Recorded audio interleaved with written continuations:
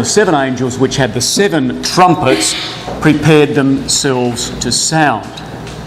Now, brethren and sisters, this 8th chapter that we're going to be considering both this morning and tomorrow morning, notwithstanding the amazing detail and notwithstanding, brothers and sisters, the richness of the drama that is presented in this chapter, nevertheless, there is an amazing, wonderful encouragement that comes out of this chapter. And that encouragement is this, is that all of these events that take place in both chapter 8 and also swinging into chapter 9 are the direct result of God's response to the prayers of the saints. And that is so very encouraging. And so we've already had it, of course, in the 5th seal in Revelation chapter 6, where our brothers and sisters cried from under the altar, "How long, O Lord, holy and true, will this go on?" And that, of course, was then answered as the 6th seal came and the great earthquake shook the world, and that Edict of Milan was issued in 313. Respite to our brothers and sisters, albeit brief, nevertheless the answer was there. And similarly, we find in this chapter, all the events that take place are the answer, God ever listening to the prayers of His saints. And so we pick up the record, of course, in verse 3 of Revelation chapter 8, and we read these words. "And another angel came and stood at the altar, having a golden censer." Now there are 2 altars in this verse, brothers and sisters. So here we have in verse 3, an angel comes and stands at the altar of burnt offering, at the brazen altar. And he had a golden censer in his hand, and there was given unto him much incense, that he should offer it with the prayers of the saints upon the other altar, of course, which was the golden altar, which was before the throne. Now, brothers and sisters, we need to understand what John is seeing. We need to get the picture of what he's seeing.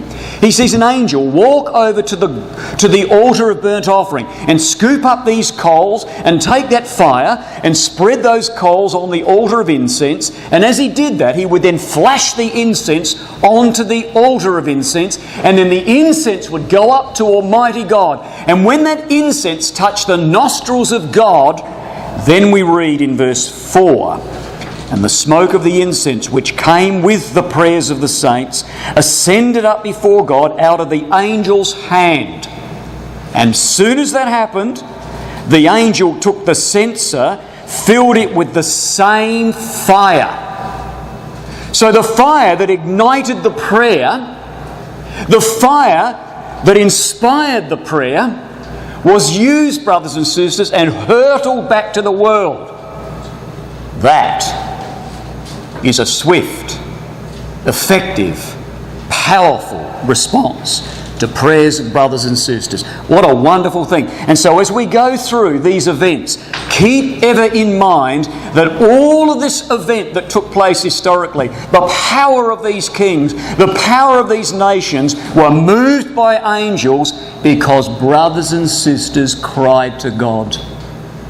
That's how powerful our prayers are today. Don't think that when we pray to our Heavenly Father, He can't move mountains, brothers and sisters. He moved them all right, as we shall see. In fact, there was one mountain that He moved, and it was ripped out of the ground and thrown into the sea and set on fire. That's how powerful prayer is. Now, what I want to do this morning, before we get too much further into our studies, and something that will form a basis, brothers and sisters, well, actually, we want to look at a chart over here that will form the basis, and it will show us how important some of these things are in Revelation chapter 8. Because what we see with respect to what we've done thus far, we've tracked very quickly through these first 6 seals. And as we've tracked through them, we've seen slowly but surely the demise of the pagan Roman Empire until it was rolled away in the first great earthquake. But now we move to chapter 8 and verse 1, and we open the 7th seal. And as we open the 7th seal, brothers and sisters, we see now that the 7th seal would contain these 7 trumpets. Now, in our remaining 2 studies, we want to have a look at these last 4 trumpets. So this morning we're going to be looking at the introduction as the angels prepare themselves and look at the first wind trumpet. And then tomorrow, God willing, we're going to finish off our studies by looking at trumpets 2, 3 and 4, and then wrap up our series with some very exhortational comments as to why all of this information, all of this detail, all of this drama we have considered, why is it so important to you and I to look back hundreds of years into the past? Why is it relevant to you and me? Why is it important that we at least have some understanding of these things? And we'll look at that, God willing, tomorrow in our last study. However, what we want to do this morning as a springboard into opening up chapter 8, particularly chapter 8, we need, brothers and sisters, to get our head around this important contrasting link between the end of the sixth seal and the beginning of the seventh seal. There's an amazing contrast and a link we need to get our head around.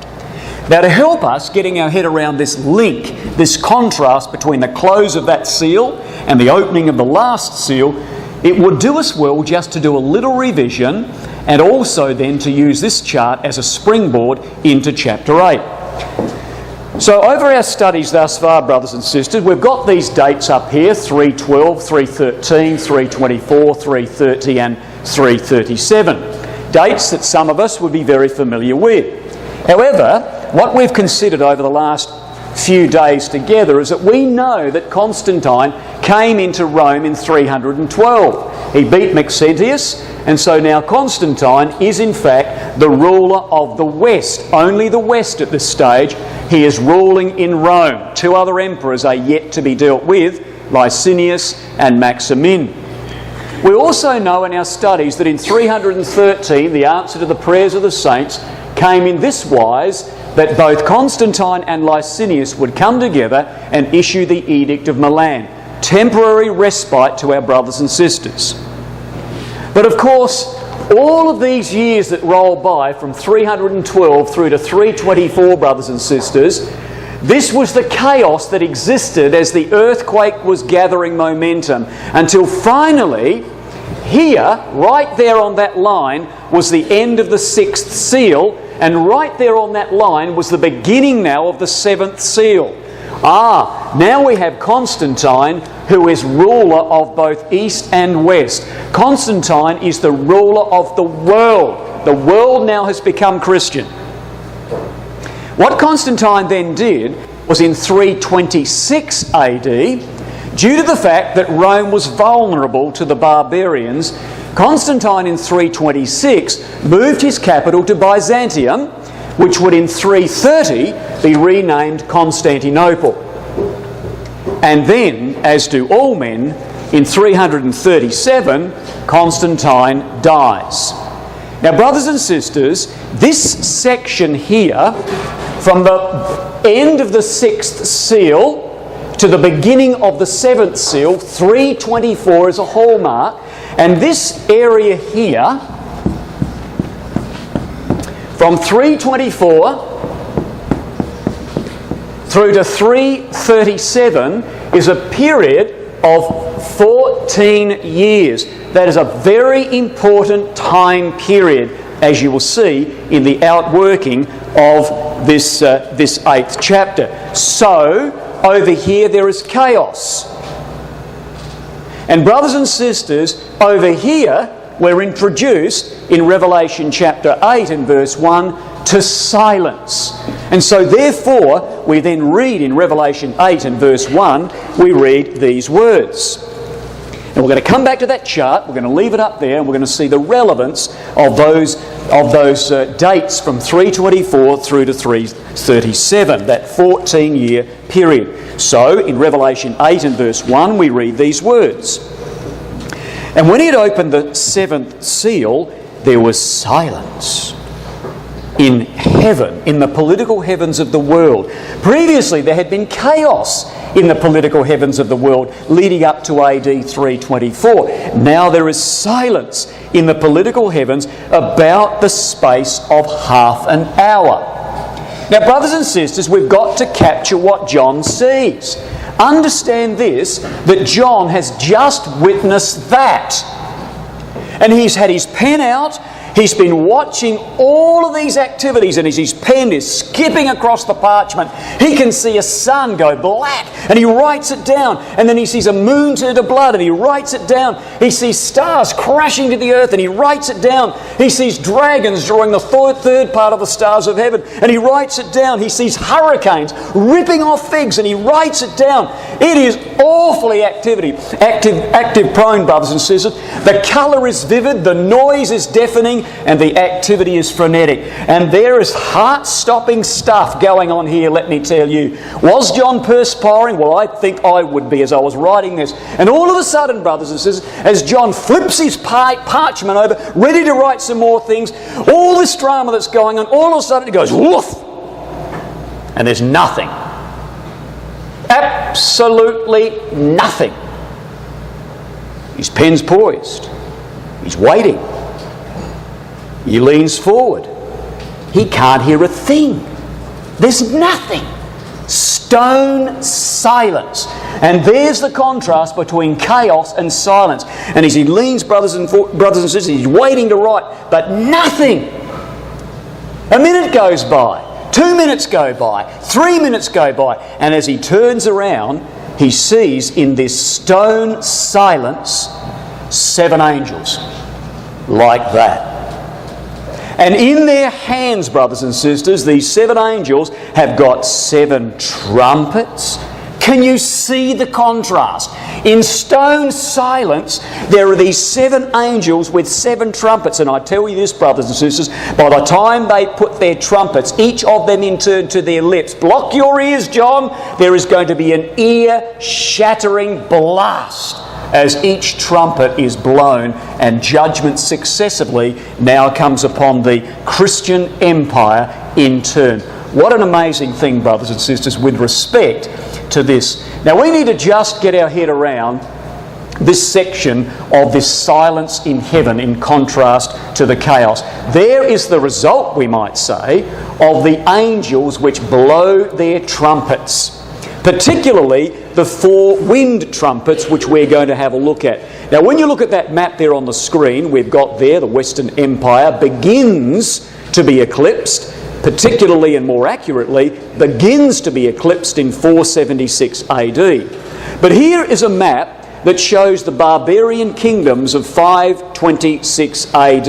And when you look at that, that is the end result, of the events of chapter 8 of Revelation. That's why the angels have blown their trumpets. Now you look at that map there and you go, where are these great Christian Catholic emperors of the Western Empire? Where are they? They're not there. Oh, I can see Visigoths. I can see Franks. I can see Burgundians. I can see Ostrogoths. I can see Vandals down there. There is no Western Roman Empire. It has been engulfed by barbaric kingdoms. Oh, well, the Roman Empire is over there in the east. That's still intact and would remain so for another 1,000 years or so before the Turks in 1453 would then bring judgment on that eastern part. But there, brothers and sisters, is the effect of Revelation chapter 8. Now we need to get our head around this section here of there was silence in the political heavens with the rule of Constantine as the sole emperor over the world, and then until the time that Constantine dies. Now, this probably would be... No, I won't say that because that'll set the scene, and you don't want to set scenes if you don't want the scene to be the way you want it set. So there's no setting of scenes, if you know what I mean. If you haven't had coffee, that won't mean anything to you. Coffee probably may help or it may not. All right, brothers and sisters, we have Revelation chapter 8 opening, and Revelation 8 opens with this sentence. There was silence in heaven for about the space of half an hour. Political heavens, we're talking about all the political events that took place over in there in the 6th seal, and this spins over into the 7th seal of Revelation 8.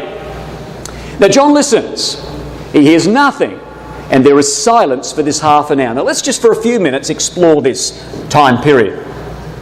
Let's make a statement as we endeavour to show this to you. The first statement that we make, brothers and sisters, as we try to unravel what this half an hour means. A half an hour. What does that mean? Is it literal? Of course it's not. It's symbolic of a time period. How do we extrapolate that? Well, we know there are 12 hours in a Jewish day. I don't have to say that. The Lord Jesus Christ said that, because in John chapter 11 and verse 9, Jesus said, "Are there not 12 hours in a day?" So in a Jewish day, it started at 6 a.m. and it concluded at 6 p.m. And then there were 12 hours in a Jewish night, from 6 p.m. through to 6 a.m. We'll also read, for instance, in Luke 23 and verse 44, "And there was about the 6th hour, and there was darkness over the earth until the 9th hour." How are you going there, Tim? Can you see around this whiteboard? I can't. I'm having trouble. Let me just move this out the way. All right, that's better. And we read these words with respect to Luke 23 and 44. It was about the 6th hour, midday, taken from 6 a.m., the beginning of the Jewish day.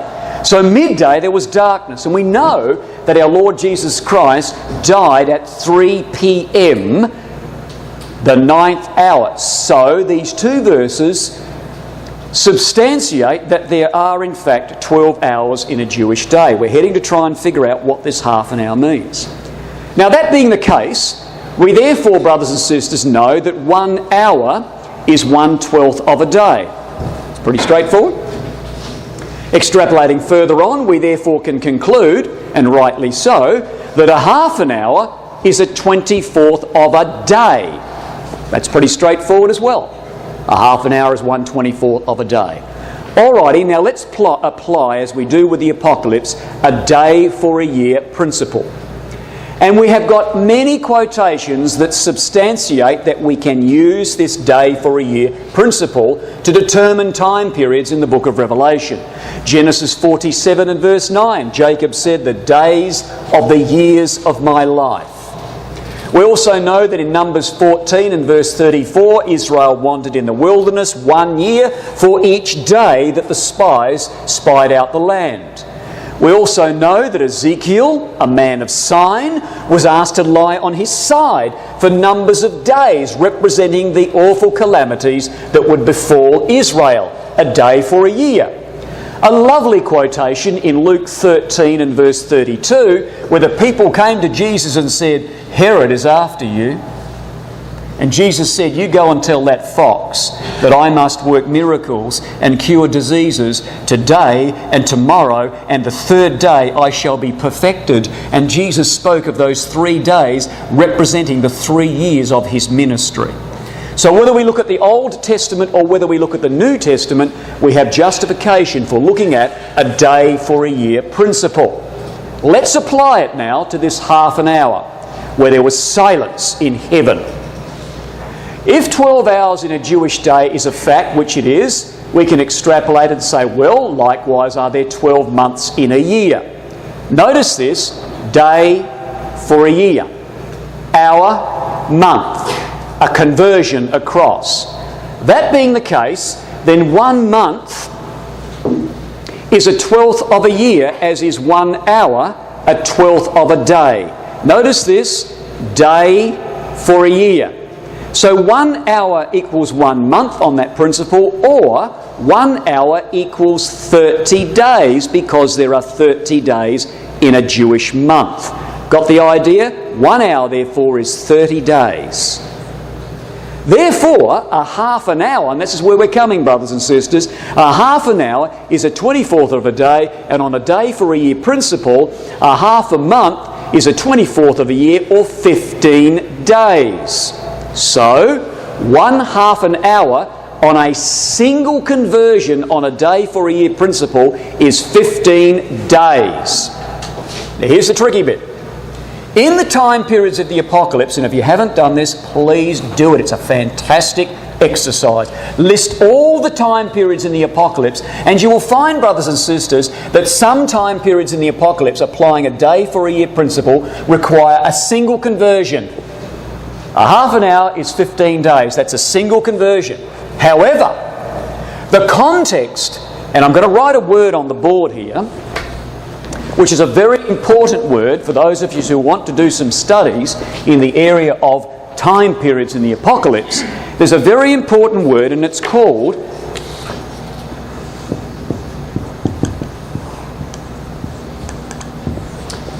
decorum. And there's this thing in the book of Revelation that is a principle known as the decorum of the symbol. So when you look at time periods in the book of Revelation, brothers and sisters, some of the time periods require one single conversion. Other time periods require a double conversion. You convert once and then you convert again. It's like zip filing and zip filing to fulfill the appropriateness of decorum. And decorum is appropriateness of behaviour. And I want to show you that very quickly, simply I think. But if nothing else, it triggers questions in your mind. Go and study it. Go and do something. Look at it. Challenge it if we will, but do it, brothers and sisters. You will be enriched and you will be rewarded. Now here is where we do a double conversion. A half an hour is 15 days, a single conversion. We convert again and we turn the days into years. And therefore we say 15 days equals 15 years. We've gone convert, convert. Are we stretching this? Is this a rubber band that we're pulling back and forth to suit ourselves? No, brothers and sisters, there's an appropriate decorum here. Now, I'll give you a little challenge. We're not too far in our studies. Here's the challenge. If we, in this time period, just taking a day for a year and things are trotting along nice and simply, and we just said, I'll singly convert, because that's the process of a day for a year, and we were to singly convert and say there was silence in heaven for about the space of half an hour, if it was a single conversion, and we're looking at this period, which it is 14 years. In this instance, we've got 15, and I'll show you why we go 15 to 14. But if this was a single conversion, and only a single conversion, we'd read in Revelation 8 and verse 1, and we would read, and there was silence in heaven for about the space of what? 15 days. And we go, oh, that's pretty simple. 15 days, single conversion, day for a year, 15 days equals 15 years. So here's John, if it was going to be a single conversion, and he's riding away, and all of a sudden he flips his parchment, he's waiting for the next action and drama, and there's silence. And the silence goes on and on and on and on for 15 days. John can't stand there for 15 days, brothers and sisters, waiting for the next act to come. That is not appropriate decorum. So God then zips it back and says John can sit there and wait for half an hour. Nothing. And then he writes. That's his appropriate decorum, you see. So that's the basis now. If we went through that very quick, you've got the slides. If you haven't heard that before, go and research it. Go and look at it. Think about it. What does it really mean? Let's see how it falls into place. I love this bit because the record doesn't say there was silence in heaven for half an hour. It says about, and that is a very important word because God is saying it is not exactly 15 years or 15 days, it is about. And we therefore submit, brothers and sisters, that about ends up being 14 years of political silence following the theme and principle from the sixth seal, where it was all about political issues in the empire, and that still spills over in the political heavens in the seventh seal. So we are looking at 14 years, and there it is. Silence. And in that silence, brothers and sisters, the angels would begin to prepare to blast these trumpets. What an amazing thing. So there we are. When you look at that, silence in heaven for about the space of a half an hour, it is the 14-year period from the close of the sixth seal to the beginning of the seventh, and it would walk through until Constantine died. And I'll tell you this, when Constantine died, chaos was back again. Chaos that side, silence in there, and chaos was back when Constantine died. So in summary, this period is the peace as a result of Constantine's victory over paganism. So, brothers and sisters, on the chart there, on the screen, we have this. There is that section that we are just talking about here. There's the silence in the political heavens for that 14-year period. Over there was the chaos of the sixth seal. Let's put that up on the chart so that stays there with us. So we come over here. Here's all the chaos over here as a result of the sixth seal. And then, of course, we have the silence. And then, brothers and sisters, we looked at this verse very briefly the other day, that when you read Revelation 8 and verse 5, there are thunderings and lightnings. The chaos is back in verse 5. Alrighty, enough of that. How are the heads? Pretty good. Some will be saying, I need to work on this. Some will be saying, I'm not so sure. That works for me. Please go and look and study and research it. See how amazing it really is, brothers and sisters. Alrighty. Now here's something that really also becomes a fundamental principle as we launch into chapter 8. You will notice, brothers and sisters, as we walk through chapter 8, there is this constant theme that pops up through chapter 8 called the third part. I want to highlight that in a minute. Now what happened is when Constantine moved his capital from Rome to Byzantium, later to be called Constantinople in 330. When Constantine in AD 326 moved the seat of his empire to Byzantium, from this time the empire was divided into three parts. That really does set the scene for chapter 8. One third was the Latin West. They spoke Latin, as the name suggests, and their Catholic religion was based on the structure of Diocletian, the pagan emperor. Diocletian, diocese, you hear the echo from pagan Rome into the Catholic system. Over here we had another third part called the Hellenic East. Over in this part of the empire they were Greek speaking, their religion was very philosophical. This was the area where all the debates between Athanasius and Arius raged. Is Jesus a god? Is Jesus a man? All the infighting with the bishops of Antioch, of Nicomedia, of Constantinople and the like. And then you have here, brothers and sisters, this third of the empire, which is called the Hellenized East. The people that lived in this area were superficially Greek. Very easily swayed, of course, when the Saracens swarmed out of Arabia, through Palestine, and swarmed up here through North Africa, easily converted these superficial Greek people.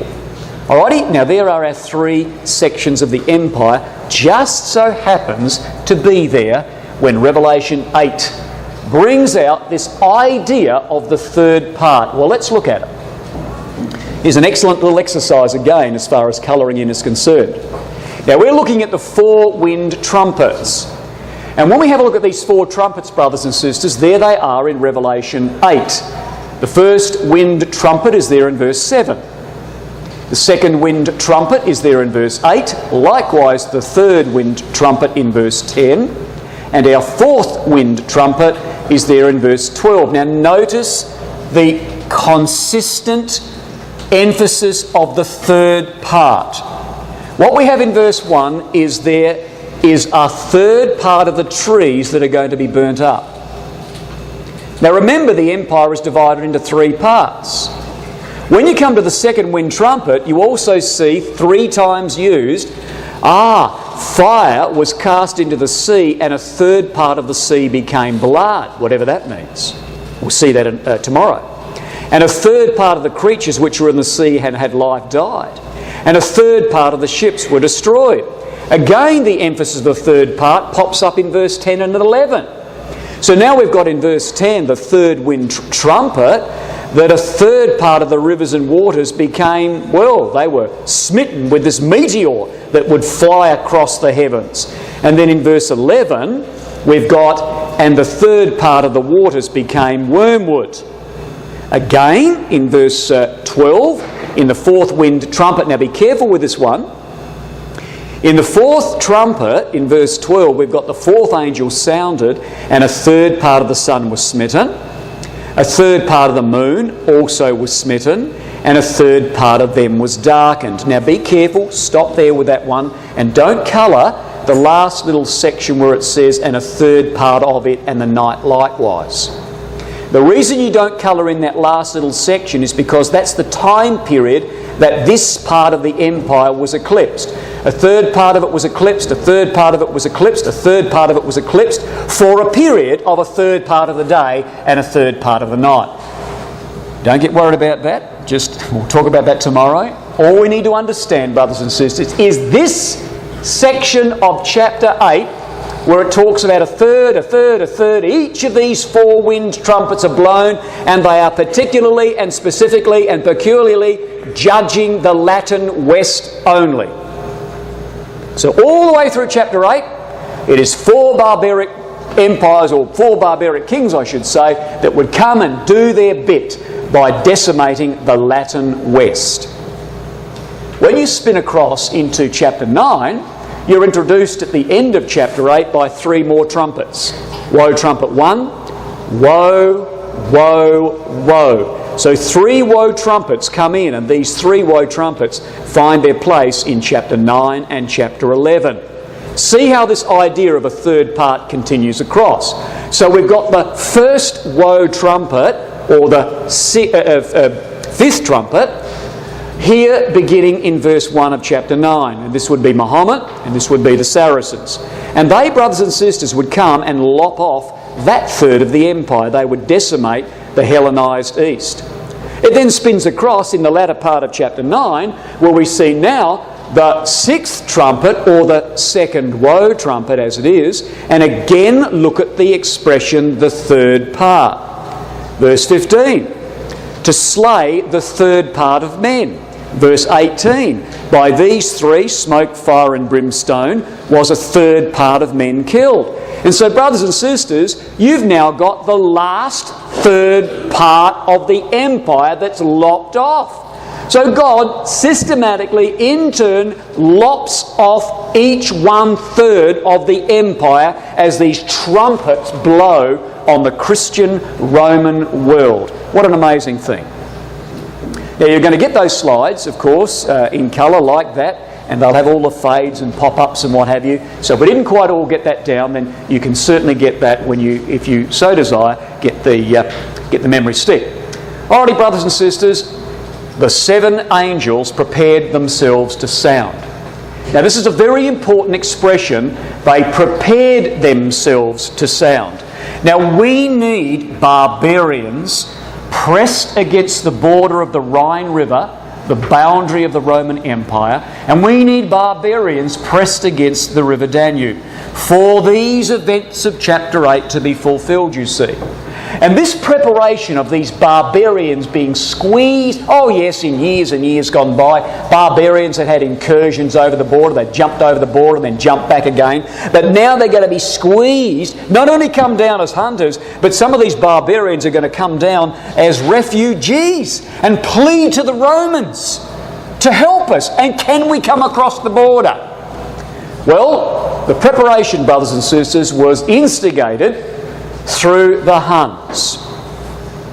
And the Huns, the experts tell us, they're not really sure whether they came way from the dynasties of China and were forced across, or whether they came from the steppes of Siberia. They certainly came from way over here in the east. And these Huns, coming from the steppes, the non-mountainous, the non-forested grasslands of the steppes of Siberia, would enter into a migration that Germans call the Falcon Wanderer. And as they moved, this would be the wanderings of the people. This would be the wanderings of the Huns.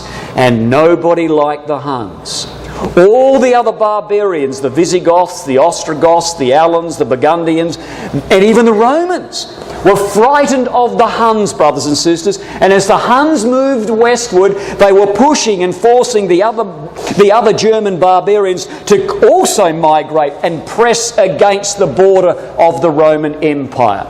Now, Fisher, in his book, The Geography of Europe, or the History of Europe, on page 111, says this about the Huns. He says they were a wild Mongolian people riding on stout ponies out of Central Asia in the latter part of the 4th century. These Mongolian people made their way over the steppes into southeastern Europe, slaying and plundering as they rode these ugly, merciless creatures known as the Huns. You know, brothers and sisters, I picked up a book and it didn't call the Huns humans, it called them dwarf-like creatures with dwarf-like frames on skinny legs. Didn't even call them humans. So these are dwarf-like framed, skinny-legged creatures, you see. And what these Huns used to do, brothers and sisters, is as teenage boys, the Huns used to get knives and sharp rocks and scar their faces so that they wouldn't grow beards when they got older. And when they rode into battle, they used to wear rat skin helmets. So you've got these dwarf-like frames on skinny legs with scarred faces and rat skin helmets. Oh, Oh, would you be scared of the Huns? I would be scared of the Huns, brothers and sisters. And the record says in history that the Alans, the Ostrogoths and the Visigoths felt, well, before we go any further, let's just clear this one up. All of us, well, some of us, maybe none of us, the Ostrogoths and the Visigoths, now they're all Goths. They all come from Gotenland. So in case you haven't read it in history or read Asterix, which would probably help you out, you do learn a bit of history, let me tell you, from Asterix, you know. So cut your teeth on Asterix to start with. You know, brothers and sisters, the Visigoths. Now, again, you've got to have I know there's a couple of German brothers and sisters here, so please forgive me. So for a Visigoth, you want to know the difference. Well, a Visigoth, you get German. Oh, you're from the West. West. Oh, you're a Westengoth, a Visigoth. So they're Western Goths, you see. Now the Ostrogoths, oh, you're from the East, you're Eastern. So we've got Eastern Goths and we've got Western Goths. Now here come the Huns. So the Alans and the Ostrogoths and the Visigoths felt successively the force of a thrust, spreading tremors through the whole German world, leading to those great but obscurely chronicled movements of the German peoples, which for a time submerged Gaul, Britain, Spain, Africa and Italy. Brothers and sisters, the Huns are coming. Now I tell you what, these Huns might have been ugly as sin they were. They might have been ugly, brothers and sisters. They might have had scar faces. They might have had dwarf-like frames on skinny legs. They might have wore rat skin helmets. But I tell you what, there was something about them that the whole world were in admiration of, and that was they could ride. They could ride horses like nobody else could ride.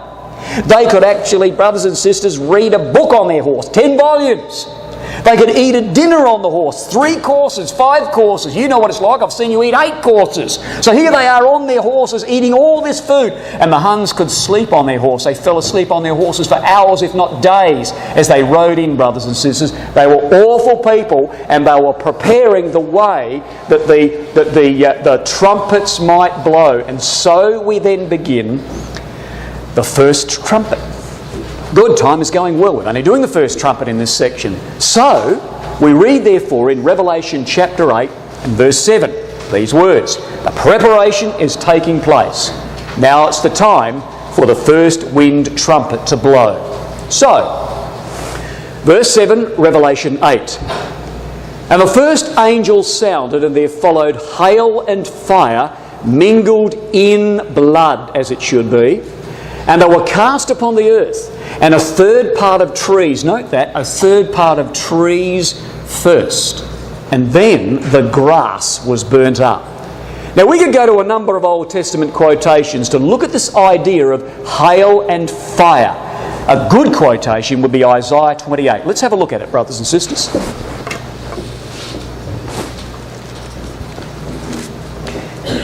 Now, as we turn up Isaiah 28, I want to impress you with this one fact.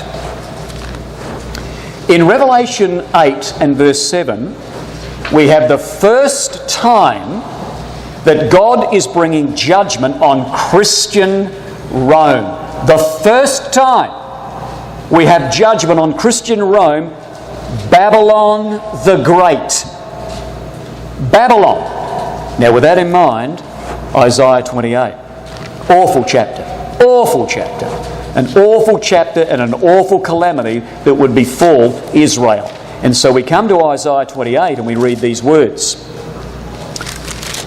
Verse 2. Behold, the Lord hath a mighty and strong one, which as a tempest of hail, there's our expression, and a destroying storm, as a flood of mighty waters overflowing, shall cast down to the earth with the hand. Now here, brothers and sisters, we've got a hailstorm. God is going to bring hail. God is going to bring war, judgment to the 10 tribes of the north through the king of Assyria. Why? What had Israel done that was so bad that required a hailstorm to be thrown down upon his people Israel? What had they done? Well, quite frankly, brothers and sisters, they were drunk. And because they were drunk, they were ignorant. Oh, you picked that up in verse 8. All tables are full of vomit and filthiness, so there is no place clean. Whom shall he teach knowledge? These people, brothers and sisters, are ignorant. Knowledge? Don't give me knowledge. And he looks out and he sees tables full of vomit. Who's going to teach knowledge? Who will understand the doctrine? Mature men and women. Not babies, those that are weaned from the milk and drawn from the breast. And God looks down from heaven and He sees an immature family of God. He sees babies walking around, brethren and sisters, not grown men. Oh, listen to the song these people are singing. Precept must be upon precept, precept upon precept, line upon line, line upon line, here a little and there a little. You know, brothers and sisters, Rotherham puts this in prose. This verse in verse 10 is a drunkard song. And then you've got the people of Israel, they're staggering around like that, there's places full of vomit, they're staggering around, they're drunk, and they're going, oh, who's going to teach us the Word of God? Don't give me too much of the Bible. I just want milk. Don't upset my life. Don't give me meat. I don't want to study the Scriptures. And because of that, brothers and sisters, they were drunk with the doctrine of Babylon. In Isaiah's day, Ephraim had corrupted them through the doctrine of Babylon, and the effects were devastating. Look at verse 17. Here were the effects that came upon God's people, and look at the connection to Revelation 8, you see. Judgment, verse 17. This is the effect of ignorance through drunkenness of the doctrines of the day. Judgment also will I lay to the line, and righteousness to the plumber. Here's your expression. The hail shall sweep away. Notice this. The refuge of lies. The waters shall overflow the hiding place. Here were the people of God, supposedly, who had now found a refuge in a lie. Babylon. Falsehood became the people of God's hiding place because of Babylon. That's 2 Thessalonians chapter 2. When the man of sin would come, God would send a strong delusion that they might believe a lie. Oh, brothers and sisters, that's just touching the surface. Do ourselves a favour. Look at the connections between this section and the section, of course, in Revelation chapter 8. Well, we don't have time for that, but all we do, probably a minute. Yeah, that's okay. When this destruction would come, brothers and sisters, through, in this first instance, Alaric and his band of Visigoths, as we'll show you in about a 3-minute jaunt through history, this third part of the trees, a third part of the Latin Empire, trees, brothers and sisters, are elevated vegetation. Grass, all people are as the grass. So we've now got here in symbol, and we can justify that by looking at Judges 9, which we will briefly mention. So a third part of the tree, so Alaric is going to come down and deal with the leaders and rulers of this Christian empire, and then all of the common people in the Latin West are going to feel the devastation of the ravages of this barbarian from the north. We don't need to turn it up, but you know Judges 9 pretty well, I think, and you certainly would know Judges chapter 8. Do you remember in Judges 8 where the people went to Gideon and said, would you be our king? Gideon said, no, I won't be your king. I will nourish you, but I won't be your king. And so therefore there was a man, Abimelech, who was the son of Gideon to a concubine, and Abimelech really wanted to be the king.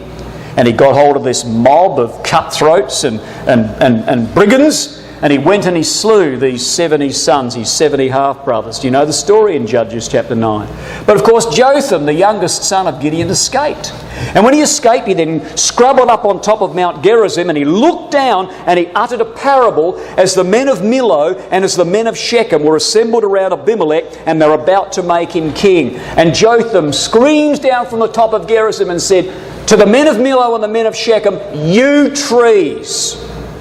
He calls them, who had responsibility to elect a king, he calls them trees.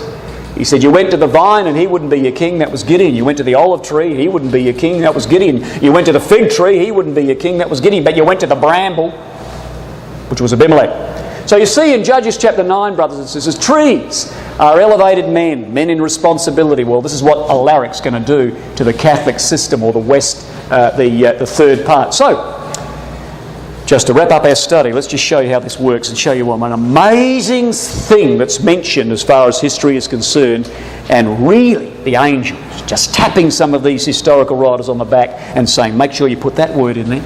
You'll see what I mean. Now, brothers and sisters, the Visigoths, there's Alaric, first wind trumpet.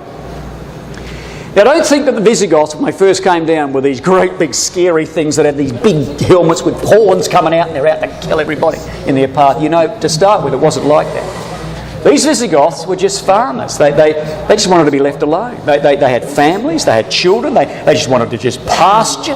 They just wanted to just do their own thing, worship their own pagan gods, look after their children, and they were living around this area here. But the Huns were coming. And the Huns were going to create awful devastation to the Visigoths. The Huns would take them as slaves, you see. And so this forced the Visigoths to come down to this area and to be pressed against the Danube River. And as they were being pressed, they had to make a choice. We're Visigoths, we've got kids, we've got wives. What are we going to do? We're going to stay this side of the Danube River and we're going to risk the brutality of the Huns and be taken into slavery? Or will we come across the Danube River and appeal to the Christian Romans? Now, if we do that, we're going to have to be subservient to the Christian God. We're going to have to be subservient to the Roman Emperor. We're going to have to walk and work in the Roman army and be subservient to people over us who are Romans. What do we do? Well, of course, there's no choice. They couldn't stay there and be absolutely devastated by the Huns, and so they came across. Well, they appealed to the emperor, the Christian emperor in Constantinople, the Emperor Valens. And they said to the emperor, can we come across, please? We'll come across, we'll behave ourselves. And the Emperor Valens said, yes, you can, but he showed his authority. The Emperor Valens said, you can come, you group can come, you group can stay on the other side. He was just showing that he was in charge and just to lay the line in the sand. Besides which, brothers and sisters, if Valens had too many Visigoths coming across, he'd have to feed them. And if he had too many Visigoths coming across, they could usurp and they could rebel. So he only let a few come across. And so a few brothers and sisters came across. But Valens said, stay there. Don't go wandering around the place. Stay just over the river. We'll feed you. You can come into our army and we'll look after you. Well, they didn't. It was awful. These were asylum seekers. These were refugees. And they came across, brothers and sisters, and the captains and the generals of the army on the River Danube treated them like absolute animals. They didn't feed them. What they did was they went around trying to find as many stray dogs and wild dogs as they could, these Romans, and they cut them up and they were giving pieces of dog meat to the Visigoths in exchange for their children as slaves. You don't do that to barbarians. It won't work all the time. And so what happened, brothers and sisters, the Visigoths revolted. And a hungry person fighting is a very, very potent warrior. And so they fought a battle and Valens went to war and Valens was killed. And the world held their breath because here was the most devastating defeat of the Roman army at the hand of the Visigoths. Well, Valens went and in came the great general Theodosius, brothers and sisters. And Theodosius struck a bargain with the Visigoths. He said, here you go, I'll give you that territory up there. There's your concentration camp, stay there. That did not work. Theodosius died and his two sons, respectively, Arcadius in Constantinople, Honorius in Rome, took their roles as rulers. And Arcadius said to the Visigoths, there's a pay cut in the army. Any Visigoth soldier, money's cut. And besides which, no promotion for Visigoths. And Arcadius was going to starve them to death and get rid of them once and for all. Well, they revolted, brothers and sisters, and they grabbed Alaric at this stage, whacked him on top of their shield, and in come the Visigoths to Constantinople to get him. Well, they couldn't take Constantinople. It was impregnable at this stage. So they were all pumped full of adrenaline. So around about face went the Visigoths, and they went charging into Macedonia. And when they did, they hit a brick wall. And the brick wall was a great general called Stilicho. He was half a barbarian. He knew how to deal with barbarians. And so he kicked the barbarians, the Visigoths, out, brothers and sisters. Well, a few years later, Alaric's back in 402 and he's come into Milan. Guess what? Stilicho's there. He's everywhere. And so Stilicho kicked them out. Well, Stilicho, brothers and sisters, was a tall poppy. You know, tall poppy in a vase, stands out. Best thing to do is to make the vase look even, trim him off, snip him off. Well, his own men bumped him off. The only man that could control barbarians, brothers and sisters, and they bumped him off, and that let the floodgates go. In came a swarm of barbarians in 406. Alaric wasn't there. He was over here waiting, and in he came. So, brothers and sisters, he came down to Milan, then he came down to Rome in 408. For the first time in 800 years, Rome had barbarians banging at her gate. And Alaric sat around the city and waited and waited and waited. And inside the city of Rome, the people starved and starved and starved, and they began to eat their children. That was Jerusalem in AD 70 revisited. What the Romans did to the Jews, Alaric was now doing to the Romans. And the people said, "What are you doing here?" And he said, "I need money, I need land, I need pasture, I need recognition, give it to me." So they threw a whole pile of money at him and he went away. The year later he was back again in 409. They said, "What are you doing here?" He said, "I didn't get the recognition, I didn't get the land, you're treacherous. You've been treacherous to the Visigoths for decades. I want recognition, I want farmland, I want my children and families to grow up in peace." Well, they gave him more money and said, "Go over there." He went away and he came back the next year in 410. They said, "What are you doing here?" He said, "I want more." And they said, "We've got none to give you." He said, "Well, I'll stay." And brothers and sisters, when he finally took Rome, did Alaric, when he finally took Rome, it wasn't like in AD 70 where they climbed over a staircase of dead bodies that had been thrown out of the city. Someone in Rome had opened up a gate and let the Goths in. You don't tell me the angels were working? Oh, yes they were. An angel whispered to somebody in Rome and said, at midnight, "Open the Salarian gate." There were angels there, brothers and sisters. Look at this. Here's Gibbon's Decline and Fall of the Roman Empire. That's what he says about Alaric. Alaric marched to the gates of Rome. At the hour of midnight, the Salarian gate was silently opened. And the inhabitants of Rome were awakened by the tremendous sound of the Gothic trumpet. Trumpet? This is the first wind trumpet of the apocalypse, brothers and sisters. And Alaric himself said this about himself. He was an Arian Christian, didn't believe in the Trinity. Alaric said, "It is not of mine own will that I do this. There is one who forces me on and will not let me rest, bidding me spoil Rome." What an amazing thing, brothers and sisters. That's just the surface of it all.